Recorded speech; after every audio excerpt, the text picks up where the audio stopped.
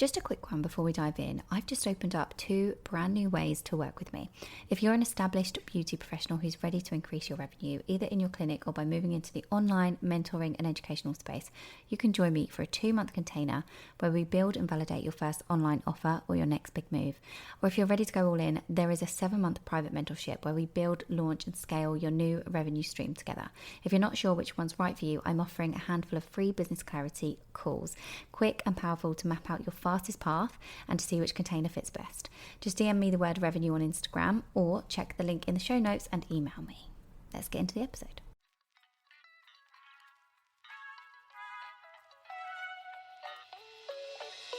Welcome to the Beauty Build podcast with me, Zara King.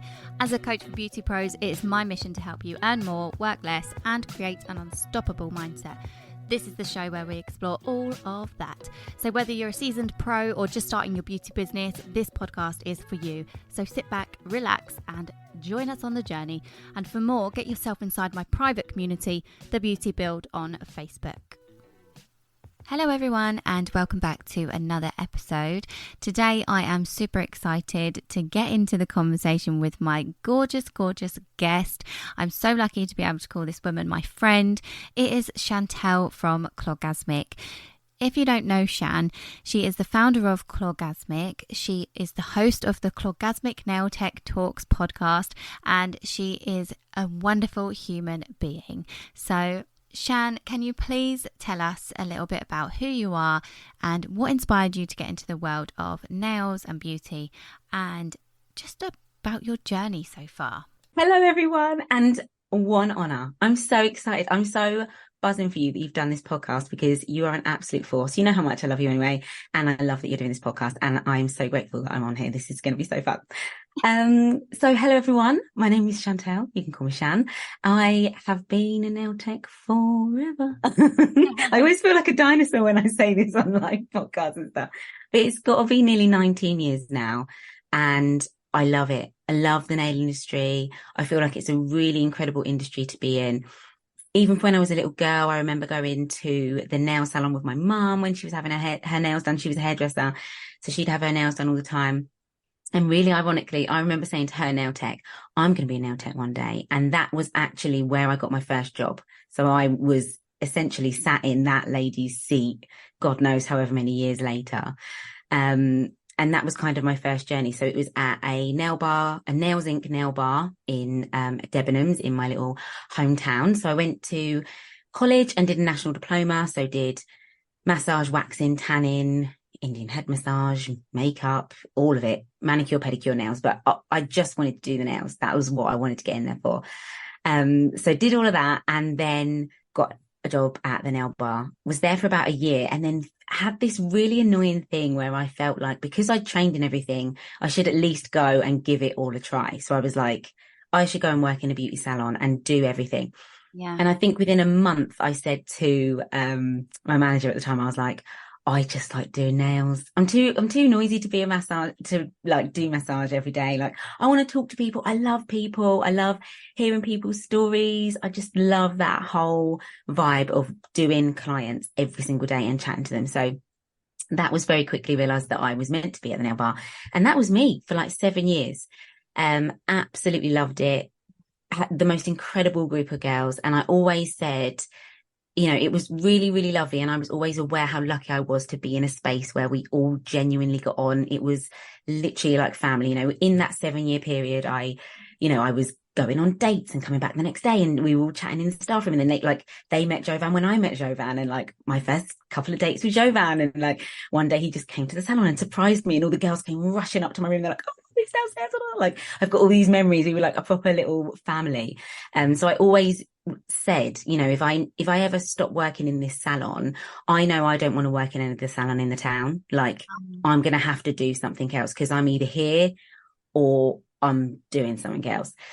So anyway, long story short, one day I called Jovan in floods of tears because what I thought my future was going to look like, it just wasn't working out. Why? And so me and one of my friends always said that we were going to branch out and start something, and it just didn't work out. Like it was nothing bad, no bad, no, but it just, you know, I won't go into it obviously for her, but it just didn't work out. We were both upset that it just didn't work out how we thought we would. So I called up Jovan one day, like, oh my God, like, it's just not going to work out. Like, I'm absolutely devastated. And love him. He set me up a blog. And I was like, what is this? What am I going to do with this? Like, this is really cute that he's done this, but he's so technical. I'm so technophobe. Really cute, really sweet. Don't know what I'm going to do. And he was like, just upload some nail pictures, like, to it once a week. Do like a nail art tutorial on this blog. I was like, okay. Anyway, started doing it. Fell in love with it. Absolutely loved it. I was still at the salon, obviously. And it was via that blog that the incredible Katie Jane Hughes got in contact with me. She sent me a DM one day, and I remember thinking, this has got to be a scam. Like, there's no way a real person jumps in your DMs and says, do you want to come to London Fashion Week and be on my team? Like, this doesn't happen. So I was like, okay, I'm going to email her back. She was a real person. She's absolutely amazing. I really do owe so much to her because I was happy where I was in the salon. Like, I loved it. I loved doing what I was doing. And I was going to stay there. You know, our plans hadn't worked out and I was just going to stay there. Happily as well. So went to hand my notice. Asked my manager for time off to do London Fashion Week. And she was like, we can't let you have it, babe. Like, you're the only tech that does the lash extensions. You're fully booked every single day with your nails. Unpaid leave isn't something that we offer. We can't let you go, which from a business point of view, I fully understand. Like, obviously, as a personal point of view, I was like, oh my God, no way. But from a business, I get it. You know, if you've got 12 girls underneath you, unpaid leave isn't what you're going to do. If you offer it to one, you've got to offer it to everyone. It's da-da-da-da-da. So again, called Jovan, more upset. And he was like, how would you do London Fashion Week if you hadn't been asked to? And I was like, I don't know. He was like, who would you call? I was like, I don't know. Who would you message? I don't know.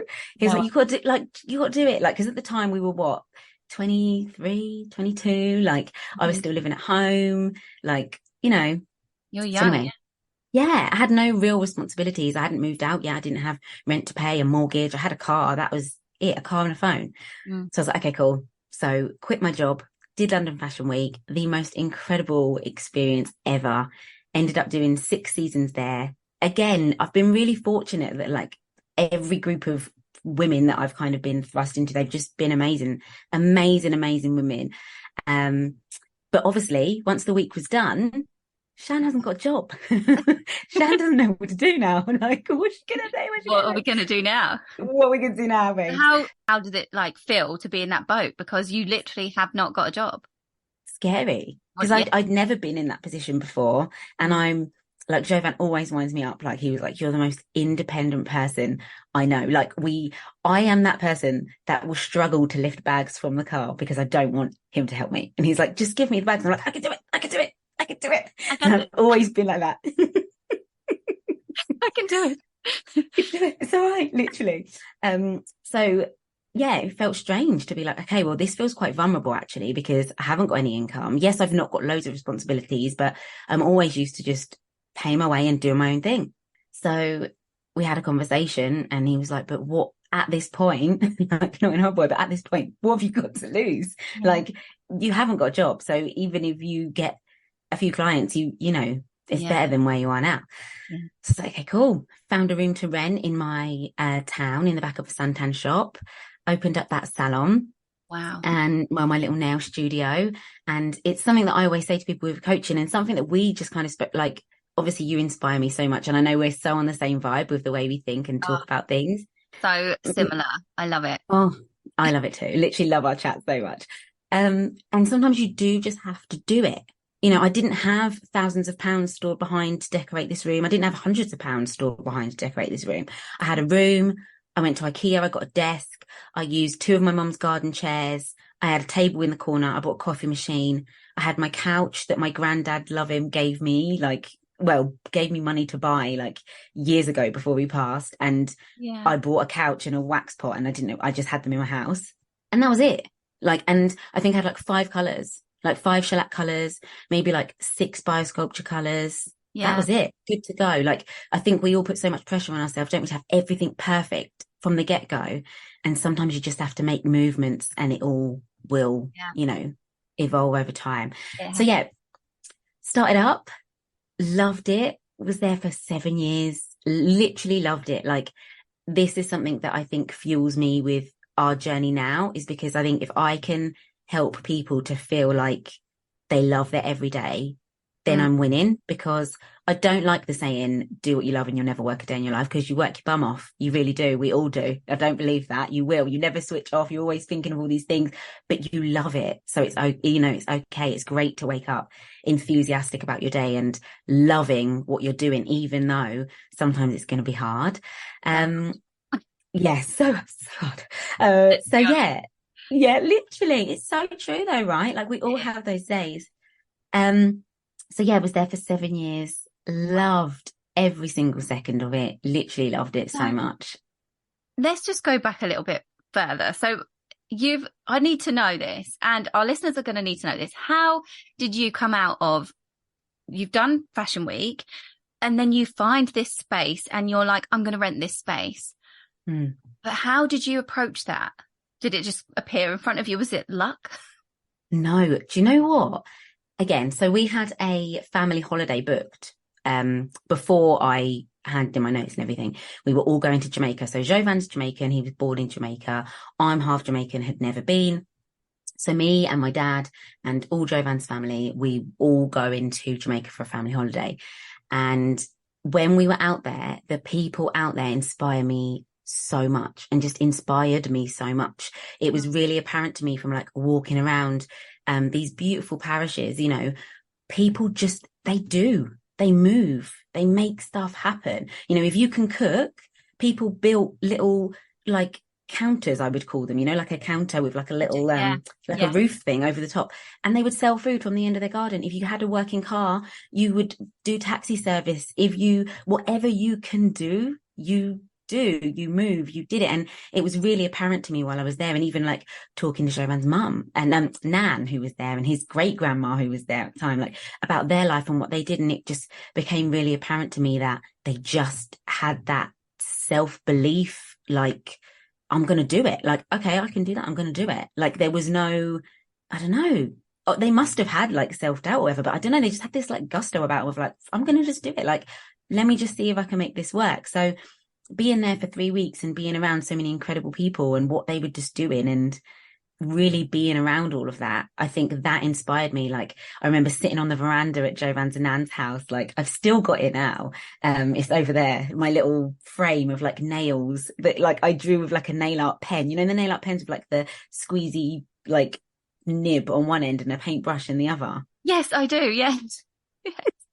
Those. And I was like, yeah, I'm going to come back, and literally came back. And I remember I walked around our town and I was like, right, let me hit up every hairdresser. Let me hit up every suntan shop. Let me hit up everywhere I can think of that they might have a spare space for me, and ask them if they have a space. Let me go on Facebook, you know, and just going for it and just having faith that something is going to come at some point. But if I don't do anything, then nothing's going to happen. Yeah, I love that. I love that you've just literally said, you put yourself out there. That is the thing, isn't it? You've just got to keep putting yourself out there, because no one is going to come and do this for you, are they? No one's going to pick you up and say, here's this or here's that. I mean, Jovan, bless him. He's love him. These things, like he's helping you out, and I love it. But to put yourself out there when it's scary and you've just come back from Fashion Week without a job, that is just, yes, that's the inspiration, isn't it?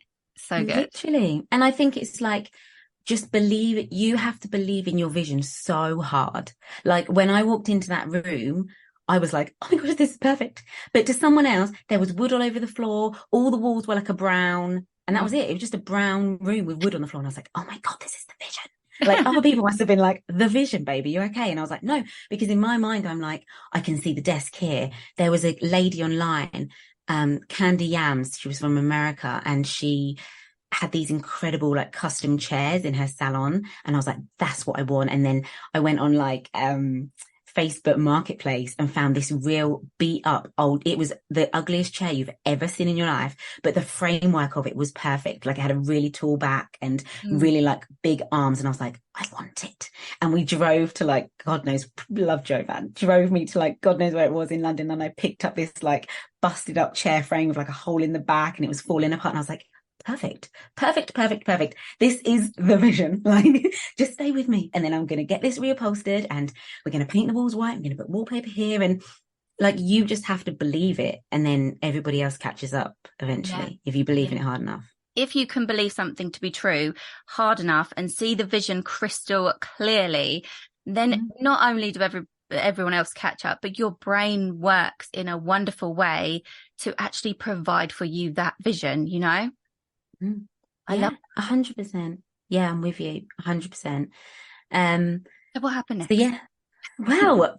Fast forward to that. That was me just living my best life. 7 years of, I was fully biosculpture trained. I had my CND shellac stuff in, nails. I did lash extensions because I was loving that for a little while. Did that as well, and a little bit of waxing. And that was me for 7 years. Absolutely loving it. I had the most incredible group of clients. Mm-hmm. I laughed with them. I cried with them. Everything. Even that, like so grateful that we're in a job that like you make these incredible connections with people, people who knew me from I'm going to date this guy at the weekend to I'm pregnant, however many years later. And they're literally with you through that whole journey. Literally, that was probably 9 years of relationship to then the point of a baby to then a point of some of them being at our wedding the other day. Like it was amazing. It's amazing. This industry is amazing. So yeah, 7 years, fell Amazing. pregnant, had our gorgeous little boy, Kingsley Johnson. And when I had him, so he was probably about 3 months, and I started to think, right, I miss, the creative side, I miss my clients. I want to like start planning something. So that was actually 2019, beginning of 2020 was when I first thought I'm going to do my first in-person nail art masterclass. I had a venue booked, and I was like, we're going to have balloons, we're going to have this, we're going to have cake, blah, blah, blah, blah. I'd been to speak to the venue, all of this stuff. This is going to happen March 2020. Oh, of This course is it is. going to happen. Of course it is, babe. We had people booked in. It was all going great. I'm planning out the looks. Obviously, the world shuts down. Yeah. But I do believe, like you again, I know we have these incredible chats, and like I'm so grateful that we met and we can talk like this on this level. But, it was an awful time for people. But I think, things do work out in mysterious ways. So obviously then we had to refund all of the ladies for their masterclass. Kingsley's 6 months old. By this point, we're being told, wash your hands to sing in happy birthday. And we've got 2 weeks to flatten the curve, and it's all going to be grand, babe. So don't stress about it. So I'm like, okay, cool. Like, give it 2 weeks. We can figure it out. Obviously, a year and a half later, we're where we were all the way back then, which feels so crazy now, right? It honestly, I feel like it like many moons ago now. Yeah. Literally. So yeah, that period of time, I was then like, oh, I'm really wanting to get creative now. Like I want to do something. And then that was like that beautiful period of time where we all got to know these incredible people behind the profiles on our Instagram accounts, because we weren't just salon names and nail pictures. We were doing things. So I was like, right, I'm going to do some lives. I'm going to create some content and have some fun. Started doing that, loving it, charging like money for like an hour nail art session or whatever. And then one day I came downstairs and Javon was like, well, what have you done with that content? And I was like, sorry, what? He was like, well, what have you done with it? I was like, what do you mean what have you done with it? It's done. And he was like, what do you mean it's done? What do you mean? Well, the content, it's just gone. He just pressed stop and carried on with my life. He's like, no, like, I feel like you're massively missing the trick. Like people are enjoying this. You're getting all this positive feedback. You're enjoying this. Like, there must be something we can do with this. And I was like, I'm not really sure. And we'd always spoken about working together in some way before. He's always done internet marketing. And I probably should say, like, when I started my salon, we did start Clawgasmic. So it's always kind of been bubbling along. It's been going for like 9 years. But at the beginning, it purely was just a positive outlet and a positive place for me, because I didn't feel like I found that space online. So I thought I would just create it myself, like a random thing. I love it. So what was Clawgasmic in its original form? Was it where your blog was? Or was it? No. Oh, okay. Talk to me. No. Yeah. So I stopped blogging after I'd done London Fashion Week. I don't even know why, because I really enjoyed it. I think it was just one of those things that, like, now I look back and I think, oh, like if I'd carried on with that, where would that be now? But I think by the time of, having the salon and then pouring my all into this salon and getting fully booked and doing my nail stuff. I just priorities. That was where I was kind of focused. So stop that. But Clawgasmic at its core original state was we did like 3 nail art tutorials on YouTube, and the Instagram page was just positive nail quotes. So I would things like nail queens fix each other's crowns, things like that. And I would share other nail techs work that I absolutely loved. And I would tag them and I would shout them out and say, I love this set from da da da da. And then they would message me like, oh my God, you've shared my page, blah, blah, blah. And that was literally it. And then we started doing like interviews with people via a different blog. Yeah. And that was it. It was just literally that. So but that was very like few and far between. I'd do a couple of written blog posts and I would share positive quotes and other people's work and some of my work. So yeah, we had some merch, we had some cushions, we made mugs. What was it? Mugs, cushions, and like printables. So printables of the quotes, and all the quotes were on a mug or on a cushion. And that was it. It was just a bit of fun that we did on the side while I was running my studio. Jovan was running his online things and he had a full-time job as well. Yeah. So Clawgasmic has always been buzzing along in the background. And then, fast forward to that moment in lockdown, Jovan was like, oh, I could see, bless him, I could see the cogs just turning. This is like, oh my gosh. And he was like, we need an app. We can make a website. Oh my gosh, we can do like a monthly membership. Oh my gosh. He was like, how many nail art designs do you reckon you can come up with? I was like, babe, my mind is inspired by a lot of things. Like this could be a thing. Yeah. He was like, okay, cool. Like, let's make it a thing. So that was then the birth of Clawgasmic as it is now. I love that. So the amount of goodness that has come from this pandemic is incredible, isn't it? The amount of people that you've been able to help as well since that pandemic now, through the app and through the network, that is incredible. So what did you do to actually move over and actually start building Clawgasmic, the network, as it is now, as it is today? I think obviously we work together, but we do work very separately, and we work really well together in a sense of I'm like, okay, cool, that's your side, cool, and he's like, that's your side, cool, and we kind of like high five at the end of the day and like relate to each other what we've done. So in terms of like the app and the site and all of that, I cannot even comment on all of that. He was just literally like, I've got this idea, I reckon we can make it like this. He showed me a couple of models and a couple of things, and then he got to learn in different platforms and different ways that he thought it would work. And it kind of just went from there. We worked with a few techs at the beginning. And then obviously when the world opened up again and they had their salons, naturally they wanted to go back to work and do their salons and see their clients. So that was kind of another moment where we were like, okay, do we stop this now and think, okay, that was nice while it lasted, or can we see a bigger vision in this? And by that point we had people who were like, oh, I'm loving it, really enjoying it. And then, I was like, I'm really loving it. Like, I love this. I love meeting different people online and speaking to different people. And then obviously we had ideas about our podcast and getting more into coaching and like in-person talks and stuff like that. So it sounds really cliche, but I feel like it's just one of those things where it's evolved really naturally over time. And even now we're just like, oh my gosh, this is so cool. I can't believe we get to do this every day. Let's just like, what else can we do? Even today we were just like scheming like, oh my gosh, we could do a Clawgasmic this and a Clawgasmic that and blah, blah, blah. Like it's, just so much fun. And it's hugely inspired now by the people who are a part of it because they're just lovely and they're amazing. And, even people who aren't network members per se, but people who really interact with me online on Instagram and message me and ask for help. Like, I love it. I love it. Now I'm like, I love doing this. Yeah, I love it. Honestly, you are incredible. And I'm glad that you just touched on your Instagram there and the people that you chat to and get involved with over there. Because as soon as somebody comes into your world right now, they're going to just see Clawgasmic and think 117,000 followers. Hello.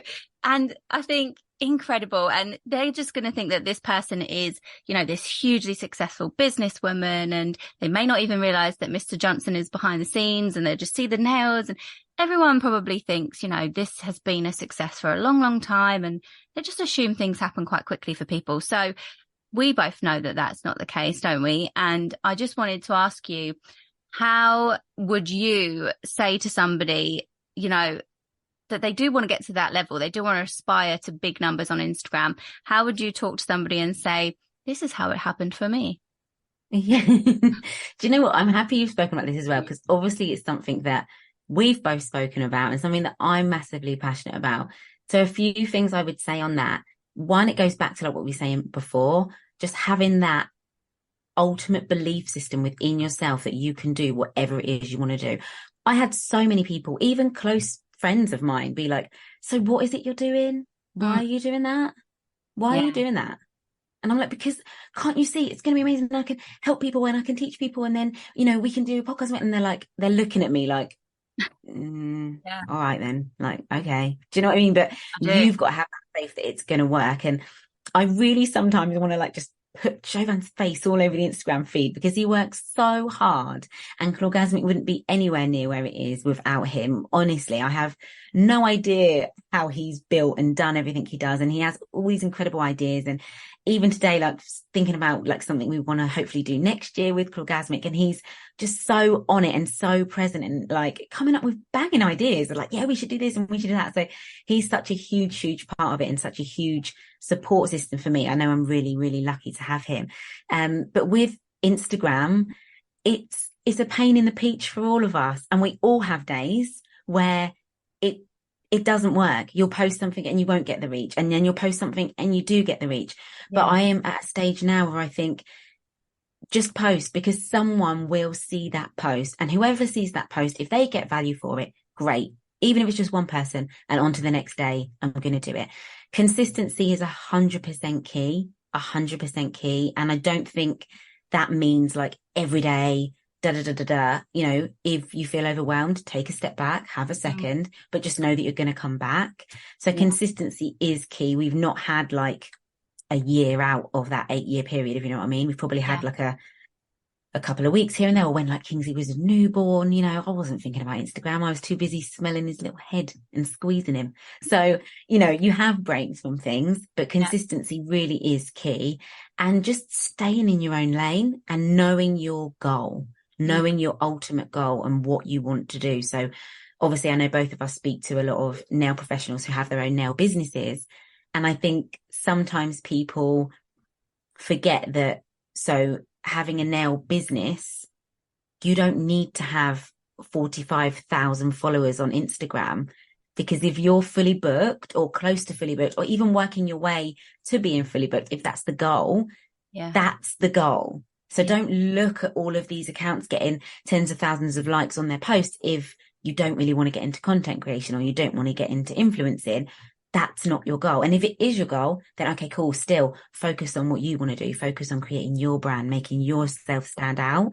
And again, cheese ball moment, but just be you, because I think the more you realize you are you, you don't worry about comparing yourself to other people, because you know that they can never be you and you can never be them. Like I've always been me on there. Even before we even knew what Clawgasmic was, I was doing my unboxings in the salon, like, oh my gosh, look at this glitter. My squeaky little voice and getting all over excited about a little pot of glitter. But that's me, and that's how I'm going to be online, So people will like that and they'll follow, or they won't like that and they won't. And that's absolutely fine. So I think being you and putting your authentic self out there is so important to building and growing a strong business and following. And another thing I think I would say that people don't talk about enough, I know I've seen you talk about it as well, and I feel like we need to shout about this right now, is have fun. Like, where's the fun? I feel like so many people, I've been guilty of it as well. We get caught up with the algorithm and all of this, and we've all got these goals, these massive goals, and sometimes you can feel like, oh, I just want to get there now, but don't not have fun. Like consistency, fun, and remembering your goal. Like the whole reason that I think the majority of us started Instagram is because it was fun. We were posting things that we were like, oh my God, I love that picture, I'm going to share it, that's fun. And you enjoyed scrolling because you were following people that you were like, oh look, they've had a baby, or oh look at those nails, they're really fun, or they inspire me, or look at that salon. And if you're not getting that feeling from your Instagram, you need to mute some accounts, unfollow some accounts, and you need to step away until you feel like it's fun again. Yeah, you need to be showing up in your happy place, don't you? And I think if you're trying to force Instagram, like some people do, and I've been there myself, where I've been just forcing out a little bit of content here and there. And because I love Facebook, but now I actually do love Instagram a lot more because of Reels. And now I'm enjoying it. Before I wasn't as much. So I'll be honest with you and just tell you I wasn't.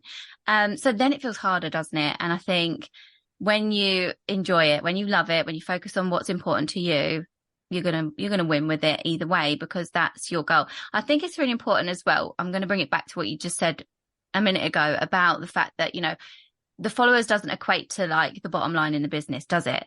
The followers doesn't equate to the amount of people whose nails you can do, or even for me, for example, for how many people I can coach, right? Because I can't coach that many people one-to-one. Yes, I could coach lots in group settings, but I don't want to spread myself that thin anyway. Who would keep up with the admin?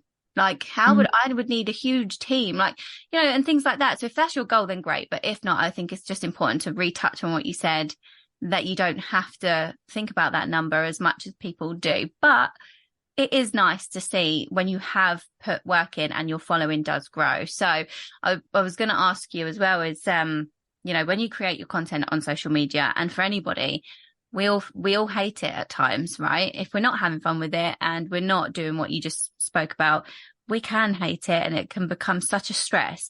But it's such a good tool for us in our businesses, isn't it? So what I wanted to ask you, and I know that our listeners will love to hear from you specifically, is, how do you stay up to date with what to post and the trends, and how do you manage that content for your socials and the network as well? Yeah, so with like network content, now it's in a really beautiful place where I feel like it's quite community led at times. So I'll get messages from people like, "Oh, Shan, I'm struggling with this. Can you help me with this?" I'm like, "Sure, I'll make a video about it." Or we do like a weekly coaching call within it. So I'm like, "Okay, cool. I'll speak about it in the safe space next week." So that's really great that now I'm building these connections with people that they feel safe enough to ask me, because I know that that's a big thing as well, to like put yourself out there to ask for help or ask a question. So I'm loving that.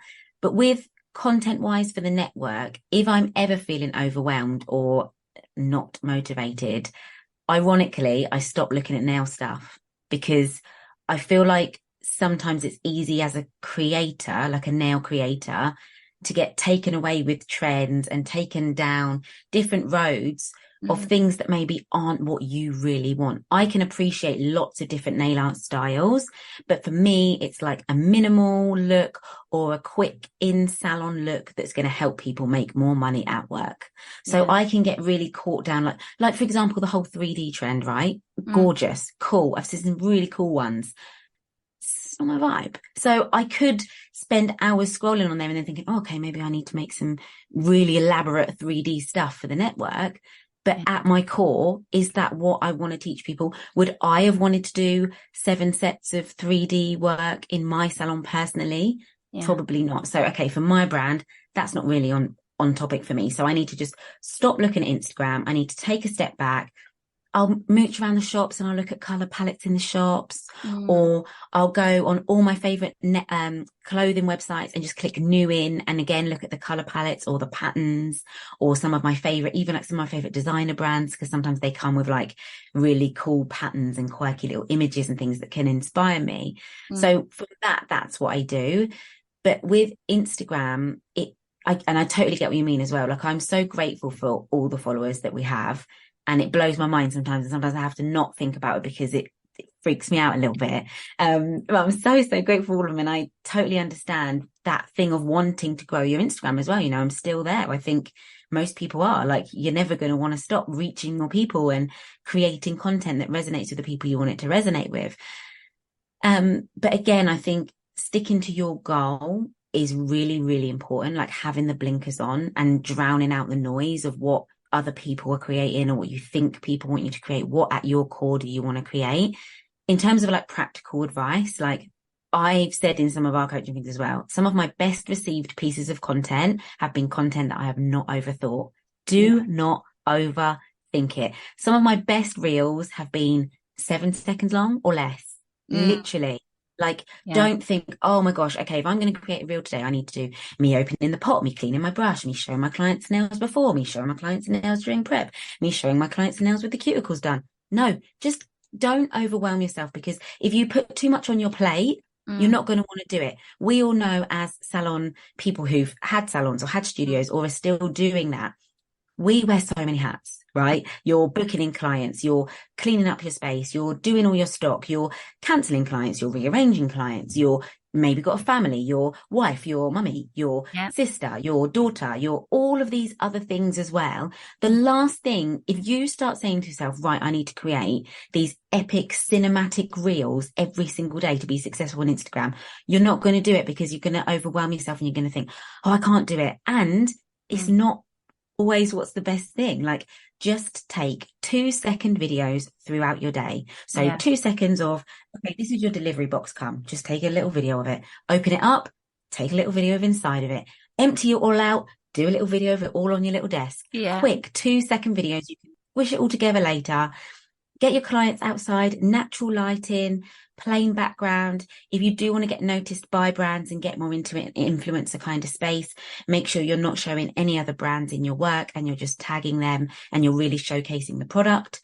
If you want to just attract your clients, put yourself in your client's shoes. If you were a client for your own business, what would you want to see? You'd probably want to see your new colours. You'd probably want to see your workspace. You'd probably, well, for me anyway, I can be a bit of a germaphobe. I am that mum that takes hand sanitizer to the soft play. It's not my favourite place to be. So I would want to see someone cleaning down their workstation every day, making it look nice and clean, nice and fresh in there. Think of content that is going to entice people to your space. Show people your space. I know it's scary, but put your face out there a little bit, because people are going to buy from people. People are going to want to see who is Nails Devon 45. Who is she? What does she look like? Where's, what does she sound like? What's her space like? What color is it? What chair am I going to be sitting on? What color range does she have? Show them what you are. That is what I would say. So don't overthink it. Keep it short and sweet, and have an avatar of your ideal client in your head, and always think, I'm creating content for her or him. Do they really want to see it? And if they don't want to see it, what are you wasting your time for? Don't do it.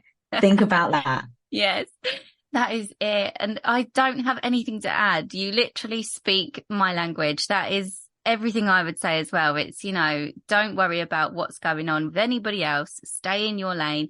Be consistent, do what you've got to do. But the tips, I hope people are making notes while you're listening to this, listeners, because those tips, when it came to speaking, trying to get in front of brands and, or whether or not you're trying to just get more bums on seats, those were some really decent tips. And thank you so much for sharing, because some people just need to know these little things and hear these little extra things, like the behind the scenes and the wiping down.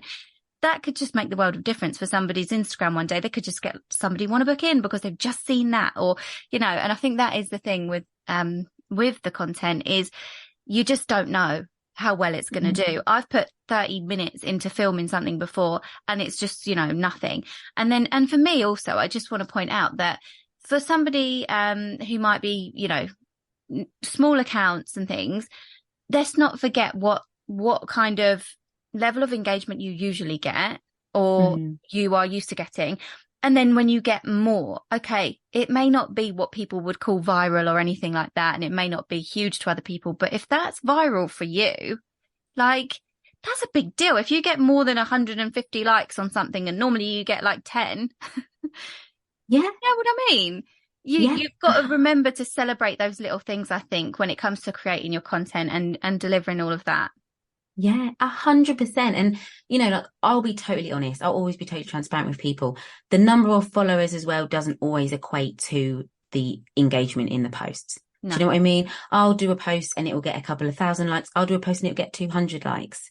Yeah. But if I stop, then I'm giving up. Then I'm done. The only way you're ever really going to quit is if you stop. The only way you're ever going to fail, is if you stop.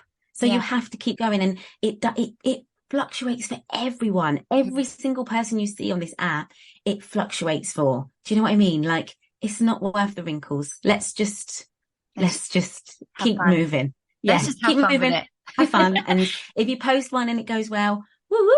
And if it, pin it Congratulations. to your page, you do you, that's great. And if it doesn't, then okay, that didn't resonate with your community you've built. Yeah.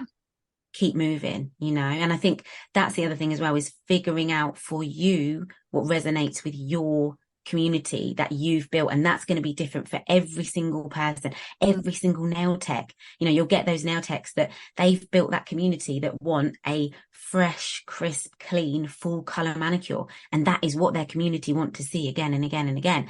And they could post a really wild nail art look or an unboxing, and it's not what their community want to see. Same ways with, I could post something that my community aren't really wanting to see, and it's not going to be the same. So figure out what your, play, have fun. Again, try, test stuff over time, play with it, test stuff, and whatever works, then be like, okay, my people are liking this, so I'm going to give them some more. Yeah, it's all about the ideal client, isn't it? And trying to attract who your ideal client is, and then figuring out what works for them, and in front of them, what are they going to click on, what are they going to comment on, and it's just attracting the right people to you. And I think for so many of us, there's probably a few people listening that have probably gone out there and done the things that maybe didn't align to them and their business and their ideal client, and so their pages don't, their following doesn't equate to the likes and the engagement and everything, because some of your followers probably aren't the ideal. They're probably not the client that you want or the audience that you want. So it's about still putting out what you really do enjoy putting out, and still trying to just grow that community around what it is that you want. But obviously everyone wants to stand out, right? Everyone wants to know, what is the secret sauce? How did you stand out in your salon, Chantelle? How did you stand out on your socials? What did you do? If you had 5 top things to say to me today, Zara, this is how I stood out, what would they be? Oh, I would say niche down, find your superpower. I've said this before, I'll say it again, but it's so important. And if you're listening now and you're thinking, I haven't got one, you're lying to yourself. Kick that noisy voice to the curb. Think about it again, because you've got one. We've all got one. And within the nail world, it's a huge umbrella. There's so many things that you can be good at. Are you good at natural nail manicure? Are you good at natural nail gel polish overlay? Just a fresh, beautiful color overlay. Are you a French girl? You can smash out a French better than anything else. Do you love nail art? Do you love chrome? Do you love glitter? Do you love a long nail? Do you love a short nail? Do you love extensions? Do you love acrylic? Do you love gel? Do you love feet? I've just named however many. Yeah. Do you know what I mean? What is it you like? Do you like the prep work and you want to be known for like the best prep? What is it you want to do? What is it? What is that one thing that when you do it, you lose all track of time? It's like that dangerous pleasure, amazingness moment where you can sit there and you can do it. And before you know it, 2 hours has passed and you're like, oh my gosh, I feel like I've been here for 5 minutes. That is your thing. That is your superpower. Whatever that is it. I'm not saying you have to kick everything else to the curb, because like I said, I think I did, I felt like I had to try and do massage and pedicures and all of this stuff to realize that it was nails that I absolutely loved. And even then it was nails, very broad nails. I did acrylic, I did pedicures, manicures, gel nails, da-di-da. Yeah. And then, now I've really niched down to, I like gels. I like natural nails. I like extensions. I like nail art. I like salon friendly, minimal, fashion forward nail art. That is my thing. That is my thing that I could do time and time again and not get bored. I can appreciate all sorts of other different nails and different styles, but I'm going to absolutely sweat if you ask me to draw a full-on Elsa on your thumb. She's not going to look like Elsa. She isn't. I'm so sorry. It might look a little bit more Smurf-like. I'm not sure what's going to happen, but it's probably not going to be Elsa. So figure out what it is that you want to do, because that is what's going to make you stand out. You're going to be known then in your space, in your town, as that person that, oh my gosh, have you seen that nail tech that does all of her whole page is Frenches and she's amazing at this or she's amazing at that? Or even if it's not a actual treatment, what's your space like? Is your space like no other space in your town? Is it all beautiful pastel colours and beautiful vibes on the wall? Or is it like real happy tunes pumping on a Thursday afternoon kind of vibes? Or is it really tranquil, lilac, salt lamps, vibey? What is it that you're offering your town, your industry, your space that no one else is offering that you can really, really double down on and make your thing? That from when I had my salon, no one was really doing nail art at the time. And I got that from Fashion Week. So when I did Fashion Week, that was the first time that I was doing, in the salon, people would joke and be like, oh my God, Shan, you've got way too much time on your hands. Because I'd have like full on glitter toes, or I'd have like little swirls on my fingers. I just loved doing it, but it was a bit weird. People thought I was a bit weird. This was obviously years and years ago. So nail art wasn't so much of a thing. Then when I went to London Fashion Week, and I was like, oh my God, no, this is a thing and it's so cool. And there's people who love it just as much as I do. I'm going to go back to Basingstoke and I'm going to make a nail studio that is nail art focused. People are going to come to me to have nail art done. And that was also like in the back of my mind that, the salon I left was beautiful. And that was more the tranquil, beautiful vibes, really like beautiful chill out zone.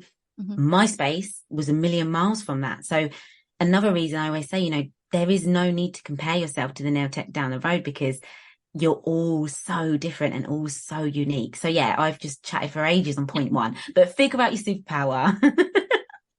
I love it. No, keep going. We need all of this, Shan. We need more Shan in our lives every single day. Zara, you can have whatever you want from me whenever you want. I'm taking. But yeah, I think figuring out your superpower, being yourself and putting yourself out there. Now, so many more people are putting themselves out there online, and it's scary at first. So if you don't do this, I hear you. It is scary. Start off with, change your profile picture on Instagram to your face, or put a little picture of your face every now and then in your stories or whatever. But put yourself out there. So funny that you say that. That's the first thing that I say to a coaching client of mine, by the way. Anybody listening, they'll laugh if they know, because I say, why is your face not on there? Get your face as your picture. Nobody knows where they're going, who they're coming to. Get your face out there. So it just makes me laugh that you say that too. It's so true. You've got to get your face out there. So true. And I think actually things have done a bit of a 360 now. A few years ago, we were all trying to create, or not trying to, but I think it was the trend to create these faceless places. You didn't really know who was behind the brand, the salon. Now we want to know. Do you know what I mean? I want to know. Like, it's intriguing to me. I love people like, oh, what does she look like? Oh my gosh, she's so pretty. Oh my gosh, did you see her shoes? Oh my gosh, what's she eating for lunch? I want to see what she's eating for lunch. Where did she get that from? That looks tasty. We want to know. Like, put a bit of yourself out there. Put a bit of your flavour out there. So definitely do that. Those are the ways I would say I stood out, and just be ballsy. That's what I would say at the beginning of, and I don't know why I was even really like this. Jovan, we were laughing about it the other day, and he was like, the amount of times that you would get up in the morning and I'd be doing my makeup and he'd be like, oh, have you got some clients today? And I'd be like, nope. And he was like, well, where are you going? And I was like, into the salon. And he's like, to do what? And I was like, not sure yet. But I'm going in because I'm going to either walk around and hand out leaflets, or I'm going to do the receptionist's nails. So I'm at the front of the desk. So maybe some suntan clients will see me doing their nails, or I'm going to create some content in my room to post for the next couple of weeks, or I'm going to do my nails, because if my nails are done when I'm out and about, people are going to see my nails. And I really don't know where that came from. But that is probably something that I would go and high five younger Chantelle for. There's a few things I'd go and give her a cuddle for, but that's one of the ones I'd give her a high five for, because I was just like, well, I'm on it. I think maybe it was from my salon, because it was amazing, but we were on it. If we didn't have clients, we weren't allowed to just sit in the staff room and chat. We were like cleaning our wax pots, or scrubbing the sides down, or placing things nicely, or restocking, or doing stuff. So I kind of get ants in my pants if I'm sat still for too long. So I was like, well, no, I haven't got any clients in, but sitting in my room isn't going to get me any, is it?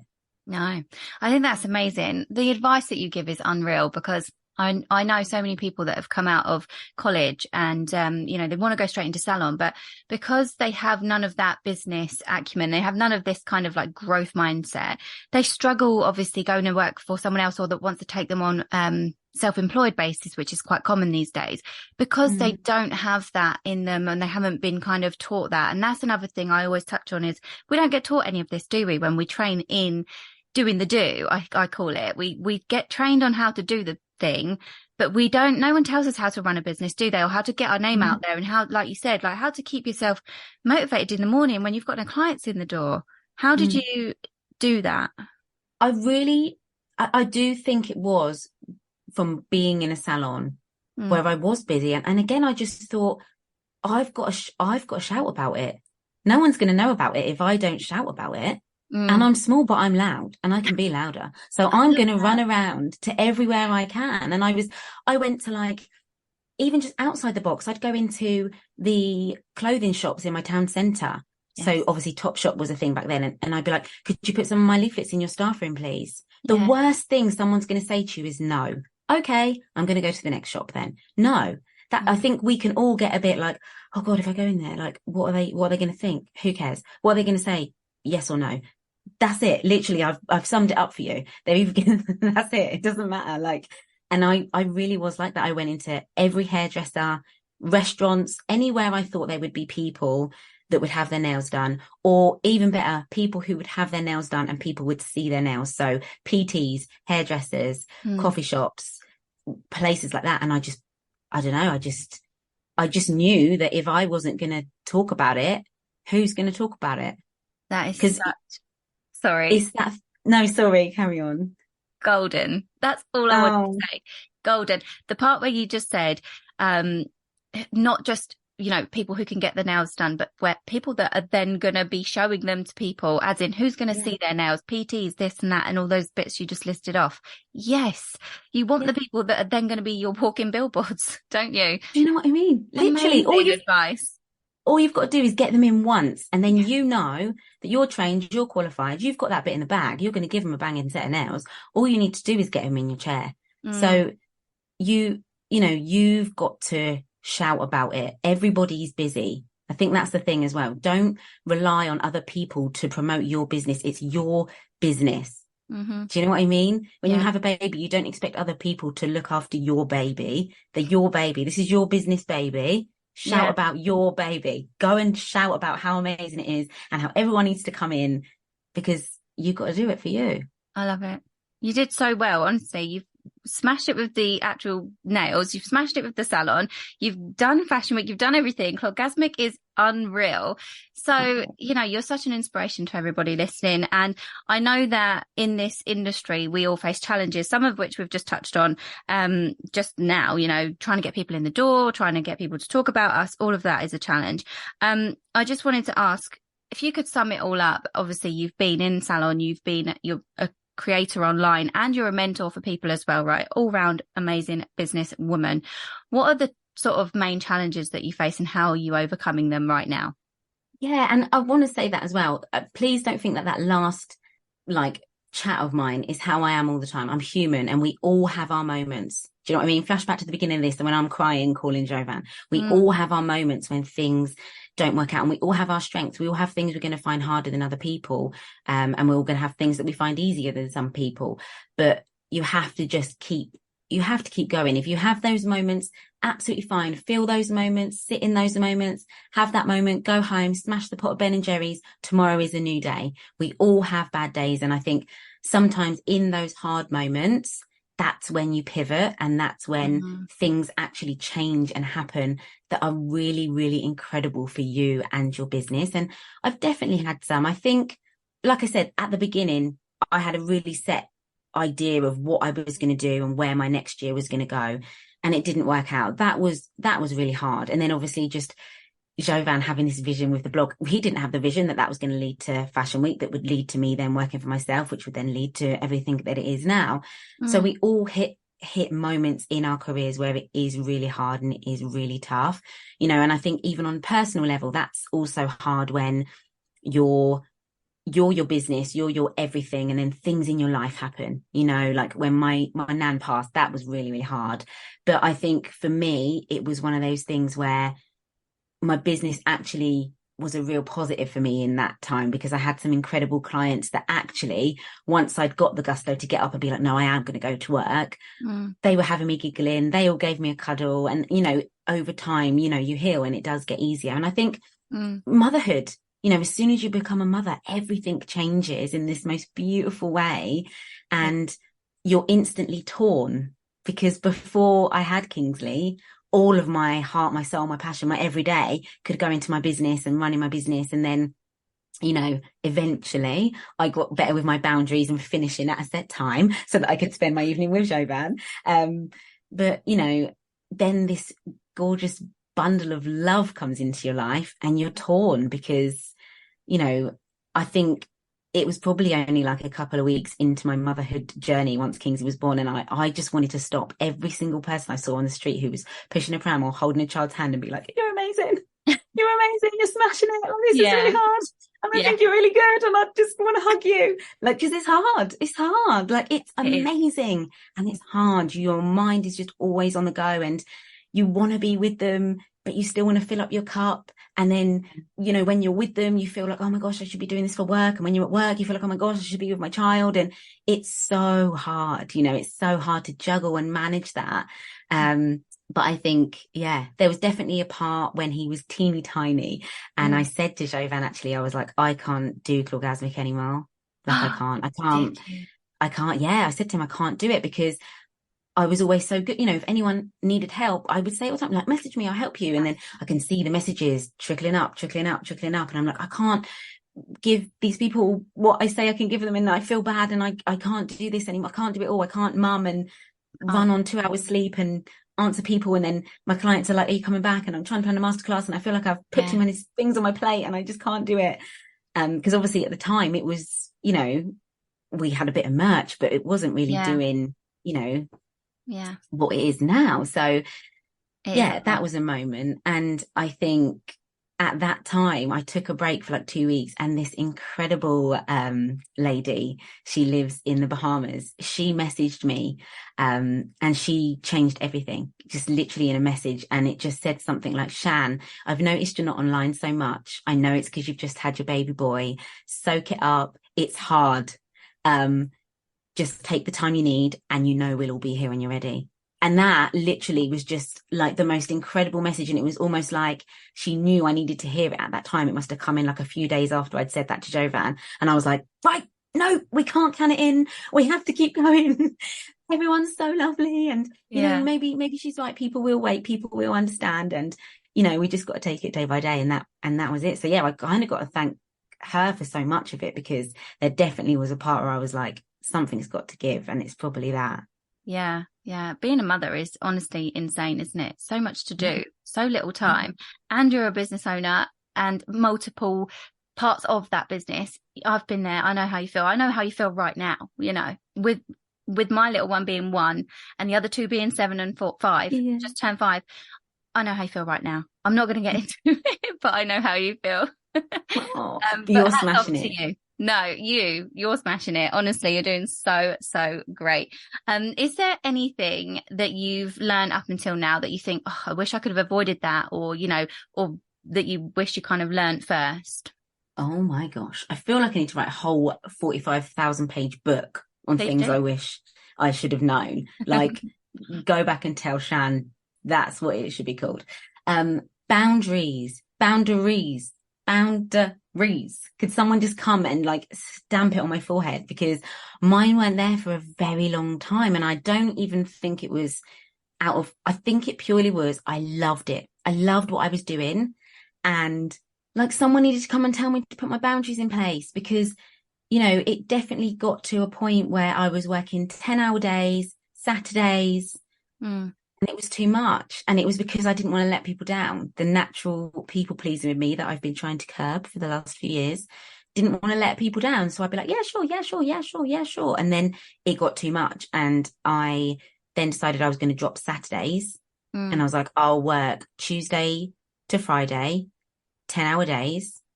And I'm having 3-day week. And I think that's it. Just knowing your power. Like, you did not work for yourself to feel like you've got 70 people you're keeping happy. It's your business. You're the boss. You can do what you want. You can make the decisions. And I remember thinking, oh my gosh, but if I stop doing Saturdays, that's the most popular day. If people want to have their nails done with you, they will make it work. They will fit in. They will book in advance and it will be okay. Honestly. And I felt so much better once I did that. And I had a bit more time back to myself. So boundaries. Yeah, I would have come and slapped them on your forehead for you if I'd known you Please, back then. I please, please, literally, please. boundaries and policies are my favorite thing. I think that is the power that you have in your business. If you're self-employed, that is, not Mm. employed, that's a bit more difficult. But if you set those boundaries and policies, damn well make sure that they are serving you and serving your family, lifestyle, well-being, all of that. I love that. Thank you so Mm. much for sharing that. Okay, so obviously me and you are so similar when it comes to our mindset, and that is one of the things that I love about all of the chats that we have. And of course, I'm here to help people earn more and work less and have this unstoppable mindset that they can do that, right? And that they deserve to do that. That is my biggest thing. So can you tell us what you do when it comes to your mindset and how you work on it? I would say probably now more than ever, I'm really careful about who I surround myself with.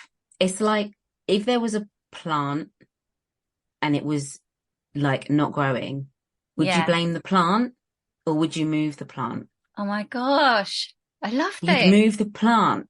So if you're feeling like you're not growing or you're feeling like you're struggling or you're feeling like everyone around you isn't believing in you or not hyping you up or not that, because that's a double-edged sword, because I do feel like you have to have that within yourself as well. But if you feel like you've not got people on your mind, on your wavelength, who are like, yeah, oh my gosh, do that, da da da.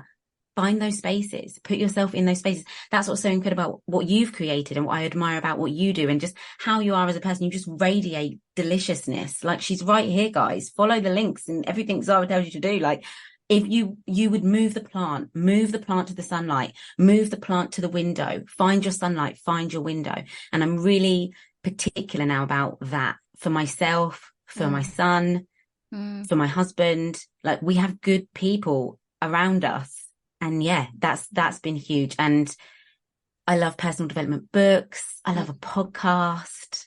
I love all of that stuff. Like, being healthy isn't just about what you put in your mouth. Like, what are you listening to? What are you watching? Who are you following? Like, put yourself in them spaces where people are going to make you feel good. Because if you feel good, you're going to produce good. I love that. And it is in your control as to who you surround yourself with. It is hard sometimes if you have negativity around you, it is hard sometimes. Have you got any thoughts and feelings about that? If somebody is struggling because of a negative Nelly around them, do you have any advice on that? Just take this one a little bit deeper. Yeah, this is hard because obviously it depends on the situation and the relationship and the person. So I can't give like a broad answer, but let's just say, for example, it's a friend. Your friend should support you and cheer you on. So think of yourself. I always, even more so now, advice that I would give Kingsley, I think, okay, well, that's the advice I need to give to myself. So if Kingsley had a friend who was like, oh, you're not very good at that, or you shouldn't be doing that, I'd be like, you need to get some new friends, honey. Like, we can't be around these people. These people are stunting our growth. We need to move. We need to da-da-da. We don't have to be mean. We don't have to be nasty, but we can just distance ourselves. We can maybe not be so available. We could be a bit busier. We could, just distance ourselves and make it a relationship where we see them on our terms or in ways that make us feel comfortable. Like, oh yeah, I can meet you on this day at 2:00, but I've got to be gone by 4 because I've got X, Y, Z to do. So you're like limiting the time you're spending with these people. I'm not telling everyone to go and like argue and fall out of everyone, because I'm equally the least confrontational person you'll ever meet in your life. So I don't do that. So please don't get that twisted. But I would say just limit the time and find the right people. There's so many people out there who are on your wavelength, and your vibe attracts your tribe and your tribe attracts your vibe. And it is vital to be around people who are also, entrepreneurial themselves. Yeah. People who also want, you are entrepreneurs. I feel like people who run nail businesses don't think that they're entrepreneurial and they're entrepreneurs. You are like, you're an absolute boss, babe. You're smashing it. It's like, funny, isn't it? Own that. Yeah, own it. It's that word, entrepreneur. People don't love it because it's got this like stigma with it these days. I think there was a time that people loved it and now it's been like overused or something and people just think, oh, entrepreneur. But you are an entrepreneur. And I think that you touch on such a good point, and I wanted to go a bit deeper with that one because it's hard for people to always hear this. Surround yourself with positive people, and it's like, yeah, but sometimes those people are slightly closer. So it's just nice to hear some nuggets there about limit the time and do what's in your control, basically, is what I take from that.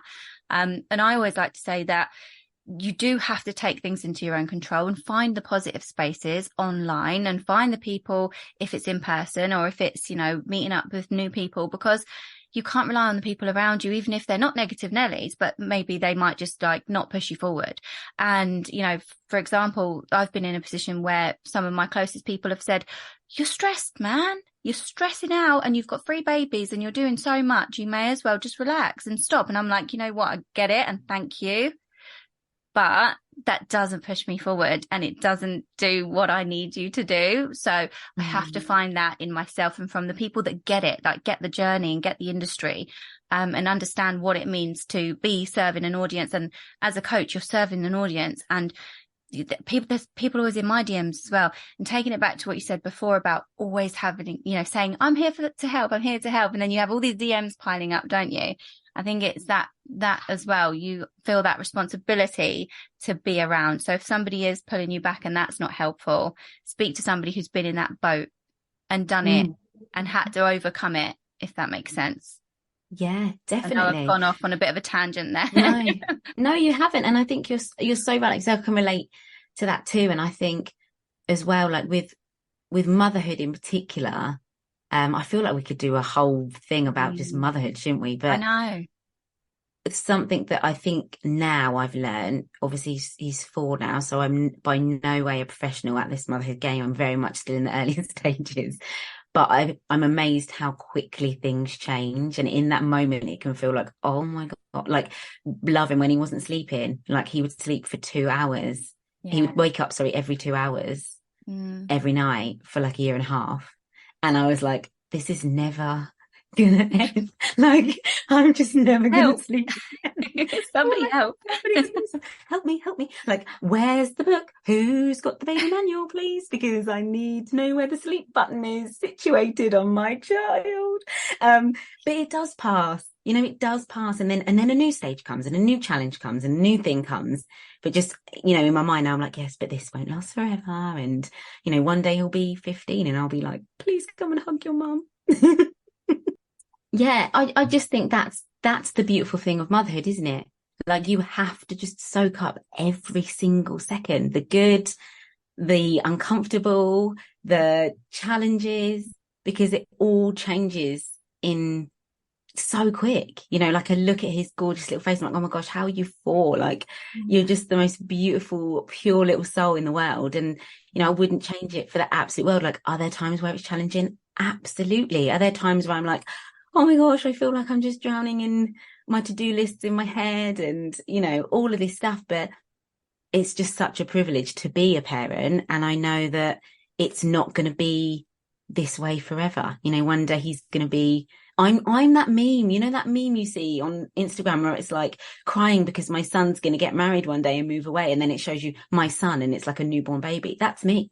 I'm like, one day he's going to be grown up and I'm going to be like, please come round for dinner. I know I'm a terrible cook, but I love you and I miss you. And Daddy will cook. Just please come round. Yeah. Come so I can squeeze your face. So you've got to just soak it up. It's all part of the journey. And tomorrow is a new day. I don't think there is such, for me anyway, I've not found a perfect work-life balance. I'll be honest. If I find it, I'll let you all know. But I think it ebbs and flows. Sometimes your baby needs you more. Sometimes your business needs you more. And you just have to be as flexible as you can be and just enjoy it because it's a journey. And one day I'll look back on these moments and be like, oh my gosh, I wish I could just take him to the park again. And like at the moment he calls it car picnic. He just wants to go to Tesco's and get a meal deal and sit in the front seat and eat a sandwich. Do you know what I mean? The simple things. So you've got to just soak it all up. It's wild. It's a wild ride, but it's the most beautiful ride in the world. It is. Oh, I love that. I remember always thinking, I don't know who said this to me. I wish I did. I think it's somebody that I worked with in the office way back when. And it was when I was having my first baby. And it was just remember that there is going to be a time when they no longer need you at all. anything. And I was like, oh, okay. So it was the night feeds and that thing. And I was like, right. And I just kept telling myself that. And I've told myself that throughout all three. Yeah. But you know what I love that you spoke about then about the mindset is that you work on yourself in a way that you would obviously speak to like Kingsley and things like that. That's such a nice thing. I know not everybody's going to be a mum out there, but how strong is that in a way of looking after yourself and your mindset, flipping it and thinking, well, what would I tell my child? What And would if I it's say not to a Kingsley? mum, I think it's like, well, what would I tell someone that I love? Yeah. How would I tell them hun- to look after themselves and their mindset? But yeah. Yeah. Oh my gosh. I'm like the most calm, placid person. But I would get anything for that little boy. Do you know what I mean? So I think that sometimes I'm like, oh my gosh, you wouldn't let someone treat Kingsley like that. So don't let someone treat you like that. Or what advice would you give to him? Because you've got to do it to yourself. And, if I don't stand for it, he's going to see I don't stand for it. And then he's not going to stand for it. So they Yeah, do what they see, don't they? So they do. yeah, they're just the best things ever. I love it. I love it. Mm. So, okay. So at the moment, obviously you are busy super mum at the minute as well and running Clorgasmic. And that entails quite a lot of things. It's your socials, it's your network, it's your tutorials, it's the mentoring, it's everything. So what does a day in the life of Shan look like at the minute? Hell, do you know what? I'll give you the perfect day because I'll be honest, some days it's not that way. But I'll give you the plan, right? The plan is get up at 6 before the babe wakes up, because if I get up and have some time to fill up my cup, I feel so much better. Like when I was in that depths of the sleep deprivation thing, those early years, if someone had said to me, get up before your baby, I probably would have closed the door on them and said, please don't knock here again. No, I'm sleeping as much as I can sleep. Thank you very much. And I think that's it. You've got to figure out what's right for you. But now he kind of wakes up around 8 o'clock. So if I get up at 6, I've got a couple of hours then. I can meditate. I can listen to a podcast. I can have a nice cup of tea. I can just poodle around a nice peaceful house for a little bit. And then I always feel like once I've had some time to answer some emails, check in on the network members, maybe edit a podcast or do some nail looks, I can be fully present with him then, because my mind's not thinking about work because I've already done a little bit. Yeah. So then I'm with Kingsley from 8 o'clock till 4 o'clock. So he's got a few like classes that he goes to in the week, which is super cute. Or we'll go and do, just fun stuff while he's still dinky.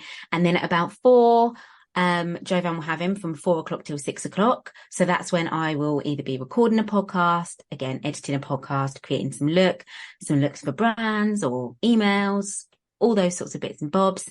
And then 6 o'clock, it's dinner, bath, bed. And at the moment, I must admit, we kind of just do a bit of work, me and Jovan. We work in the same office. I'm on Jovan's side of the office right now because it's so much tidier than mine. So we're in the office together. We'll have a cup of tea. We'll be chatting about what we're going to do, plans, goals for the future, orgasmic visions, all that stuff. Friday night is date night. It is in the diary. We sit down, we watch a film. I fall asleep while we're watching a film, and that is how it goes every Friday. Every Friday? Yeah, Friday night's date night. Because otherwise we love working and we love what we do and we do it together. That I'm like, not all of our time together can be work. Right. We have to have time together watching a film or time together doing something else. So Friday night's date night. But other than that, that is kind of the routine. And Sundays is off. We don't do anything on a Sunday. Yeah, we like to have Sundays off as well. It's like family day, but we don't do a date night every week, and we do one like once a month. But I love that you do at least you got it once in a week. Yeah, I think with us it's so different. So we just have to get it in when we can. I think that's the best advice to anyone, isn't it? Just get it in. Make sure you spend some time together. And for you guys working together, that must be so nice, just to be able to sit down and think, right, not allowed to talk about work. Can't talk about it. It's so easily done because we both like it and we enjoy it. Good. We're passionate about it, but I'm like, we can't just do work. No, you can't just do work. You've got to switch off. So What I wanted to ask you as well is, what would you say to somebody, what advice would you give to somebody who is just starting out in this field, in the beauty industry, creating their business? What would you tell them? I would say really think about your brand. I think that's really important now from the get-go because of the noise of Instagram. There's so much noise out there in terms of you can consume so much from so many different people, but think about what you really, really want. I had a conversation with someone today and it reminded me of a conversation that I kind of had with myself, a few years ago when I had my salon. And it was, someone had said to her, never say no to a client. And I'm like, no, if you're fully booked and you're happy where you're at, you're winning and tick. Don't get yourself to the point of overworked or burnt out because you don't want to say no to people, because you don't want to let people down. You are the boss. So again, if you figured out your brand and what you want, what is your brand? What are you doing this for? Are you starting your nail business to work around your family? Are you starting your business to basically the goal of having a cabin in your garden? Do you want to do it mobile? Do you want world domination, salons, loads of teams working with you? What is your vision? Figure it out. Figure out the vibe, create a mood board, figure out the colors, figure out the treatments, and kind of put your blinkers on a little bit until you get going on that, because you can see so much stuff and hear so much stuff that it will actually throw you off what you really wanted to do. Because bless that person, she was like, well, I'm actually fully booked, but now I feel like I shouldn't turn people down. And I'm like, no, if you're fully booked, you're smashing it, babe. If you're happy, you're like fist pump to you, you're smashing it. And again, it reminded me of me, because I wish someone had told me that, because I think even to have like an ideal number of the amount of clients you want to have, because for me, I was like, yeah, sure. Before I knew it, I'm working 10-hour days. I'm like, oh my gosh, I need to stop my Saturdays because this is too much for me. Whereas if I had in my head a goal of, okay, I want to have 60 clients. Once I got to that number, because I was keeping track, I could then reevaluate, okay, what does my week look like at 60 clients? Do I have room for more, or do I need to cut down a little bit? Rather than saying yes, until you get to the point of, whoa, this is a lot and I don't have time for this. So really figure out your brand, what you want, how many clients you want to have, and put your blinkers on and make it happen, babe, because you're magic. You got this. Oh, yes, thank you. And can I just elaborate on that as well, about how many clients you want, right? This is such a misconception in the industry. You've said everything that I completely agree with. And people don't know how to work out how to know how many clients they need. They just keep thinking to have success in this industry, they need new clients. Now, the thing is, we want to retain some clients. We want them to come back. So the best way for everybody listening to work out how many clients you need is to figure out how many hours you are working, how long it takes you to do a set. Right? If it's nails, let's just say, for example, and then it's just how many clients you need a week based on the amount of hours and the amount it takes you to do your set. And then you just factor in the way they return. Is it 2 weeks or is it 3 weeks? Figure that out. And then you have the monthly figure that you need for how many clients you need on your books per month, right? That is what you need. And then figure it out. Like Shan says, like next steps can be reevaluated once you've got there. Keep your blinkers on. I've done it so many times myself. Where I've gone off track a little bit, because you just think, well, this looks kind of shiny, I'm excited about that, and then you go off track and you lose sight of the end goal, don't you? So I love that advice, and I love bouncing off of you. Thank you so much for sharing. So what are your future plans, please, for Cloggasmic, and how do you see it all evolving for you guys over the time? Oh, do you know what? So many. I feel like if everyone was here, we'd be like, don't say that, but I'm an oversharer. For me, the network, I love the network. In my eyes, it's not going anywhere. I still want to be releasing new tutorials every single week. I think there's currently 488 tutorials in there covering all sorts of different things. So building our application, prep, and loads of nail art stuff. And just, I wanted it to be a place for inspiration. So all the tutorials are like 10 minutes or less. So you can literally like tune in on your lunch break if you want. You've got a client that's like, oh, I want some ombre nails. You can search ombre in the search bar and they'll all come up and you can watch some quick tutorials. Like I found with a lot of like YouTube ones, sometimes when I watched, if they're like 20 minutes long, you're like, oh, like skipping through and then skipping back because you've missed a bit. Like quick, punchy tutorials that you can access nice and easily. So that's going to stay. The safe space is going to stay. The podcast is going to stay. I really want to get into more in-person events, so in-person speaking, personal development kind of stuff. I loved doing that. I loved sharing the stage with you back in March at Hona. That was phenomenal. Loved being around you, and just doing that together was amazing. Such a good day. So Oh good. my gosh, so good. And I think I would really love to start offering some accredited courses. I really want to take people from like the beginning all the way through, and then they have the continued support with the safe space, the network, the podcast. So that is kind of my, not said that actually out loud, but that is my goal for like the end of the year. And then next year, literally in the last 48 hours, me and Jovan have been saying we want to really do an event next year. So I don't know what that's going to look like. It started off with let's just do a party. And then I was like, no, I want this to be a really niched down event. Like I was saying before, what's our goal? Our goal is to help people. I want every single person that comes to leave with an overflowing cup of creativity, inspiration, like self-belief, like all of it. So like masterclasses, good food, like a weekender. That's my vibe. So I don't know what it's going to look like, but we're going to make it happen. Yes, you are. And I'm going to be there. Oh my God, stop it. I love that so much. So that's the vibe for the future. And then just see where it takes me. At the beginning of this year, I said, I'm going to say yes to everything. One of my favorite quotes is from Maya Angelou, and it says something like, if you get the chance to sit it out or dance, I hope you dance. And I love that. And this year I'm like, I'm just going to dance. Everything people say, I'm going to be like, yeah, I'll be there. Yes, I'm going to do that. Yes, we're going to have fun. And I've had so much fun, like the Hona event. Like the Scratch Awards was so fun. Professional Beauty was so fun. The Niche Now Network was so fun. So yeah, I'm just going to say yeah and see where this journey takes us, and meet as many incredible techs and help as many incredible techs as possible. Yeah. Oh my gosh. Love it. I love it, love it, love it.